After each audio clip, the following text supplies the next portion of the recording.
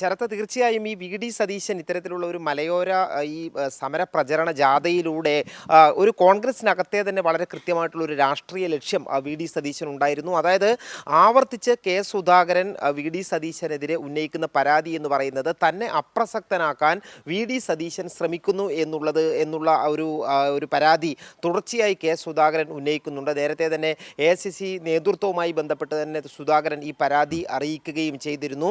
ഏതായാലും നിലവിൽ ഇന്ന് കണ്ണൂരിൽ കോൺഗ്രസിൻ്റെ പ്രധാനപ്പെട്ട നേതാക്കന്മാർ, AICC general secretary KC Venugopal ഉൾപ്പെടെയുള്ള നേതാക്കന്മാരുണ്ട്.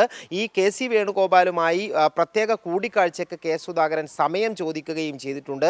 അതുകൊണ്ട് തന്നെ ഈ സമരപ്രചാരണ ജാഥയ്ക്കായി കണ്ണൂരിലേക്ക് എത്തുമ്പോൾ സുധാകരൻ തൻ്റെ പരാതികൾ KC വേണുഗോപാലിനെ അറിയിക്കും എന്നുള്ളതാണ് മനസ്സിലാക്കാൻ കഴിയുന്ന കാര്യം. നേരത്തെ കഴിഞ്ഞ ദിവസം വളരെ ശ്രദ്ധേയമായ ഒരു കാര്യം, ഈ സുധാകരൻ്റെ സ്വന്തം തട്ടകമായ കണ്ണൂർ ജില്ലയിൽ ഈ വി ഡി സതീശൻ ഒരു സമരപ്രചരണ ജാഥയ്ക്ക് കണ്ണൂർ ജില്ലയിലേക്ക് തുടക്കമിടുന്ന ഈ ഒരു പരിപാടി അറിയിക്കാനായി മാധ്യമങ്ങളെ അറിയിക്കാനായി ചേർന്ന വാർത്താ സമ്മേളനത്തിൽ നിന്നും കണ്ണൂർ DCC പ്രസിഡന്റ് മാറി നിന്നത് വളരെ ശ്രദ്ധേയമായിരുന്നു. സുധാകരൻ്റെ നിർദ്ദേശപ്രകാരമായിരുന്നു അത്തരത്തിലുള്ള ഒരു തീരുമാനം മാർട്ടിൻ ജോർജ് എടുത്തത് എന്നുള്ളതാണ് ഏറ്റവും പ്രധാനമായും മനസ്സിലാവുന്ന കാര്യം. കാരണം ഈ കണ്ണൂർ ജില്ലയിൽ ഉൾപ്പെടെ ഇത്തരത്തിൽ ഈ ജാഥയുമായി ബന്ധപ്പെട്ട് തന്നെ അപ്രസക്തനാക്കിക്കൊണ്ട് ജാഥ നടത്താനുള്ള ഒരു തീരുമാനം വി ഡി സതീശൻ എടുക്കുന്നു. അത്തരത്തിൽ ചില ഗൂഢാലോചനകൾ നടക്കുന്നു എന്നുള്ള പരാതി കെ സുധാകരന് ഉണ്ടായിരുന്നു.